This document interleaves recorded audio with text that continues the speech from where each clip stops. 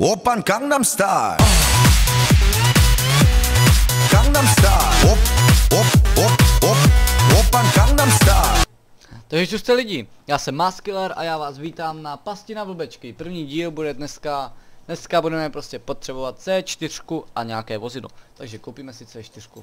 Tak, máme C4, výbušnina C4. A teď budeme potřebovat nějaké vozidlo. Takže vezmeme vozidlo a budeme muset najít nějaký, prostě na něco musíme prostě najít, aby se to auto převrátilo na, takhle přesně, tak čekejte, já to musím stopnout, dokud tam nenajdu. Takže jsme zase zpátky a auto musí být takhle převráceno, aby ta past fungovala.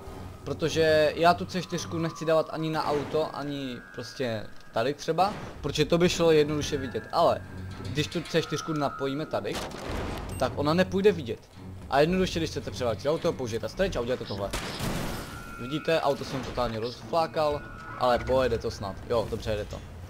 Takže teď to ukážem na nějakém blbečkovi. Takže já jako udělám, že zavolám kámošovi, aby si koupil teda to moje auto a uvidíme. Takže třeba teď začnu volat. Hej, hoste! Přijedeš teda pro to nový auto? Jo, no. Už tě vidím, pojď sem. Dobrý. Tak.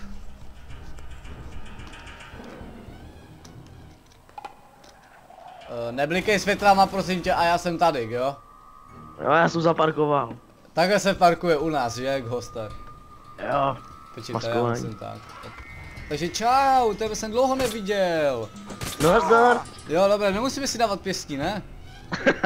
Ne. Dobré, tak ty jsi měl zájem o tady to auto? Ne, nedívej se, tam vůbec nic není. Žádná C4 tam není, ani nahoře. Tak se koukni na to auto. Mezitím já si skočím na záchod. Dobře. No, pěkný motor. Ano, takže takhle funguje asi naše past na blbečky. A jak vidíte, moje auto nějak zhořelo a tady leží náš host. Takže je mi líto, hoste. Musel si takhle umřít. Takže uvidíme se u dalších... Jak to, že mluvíš? Takže uvidíme se u dalších pasti na blbečku. Čuste. Oppan Gangnam Style. Gangnam Style.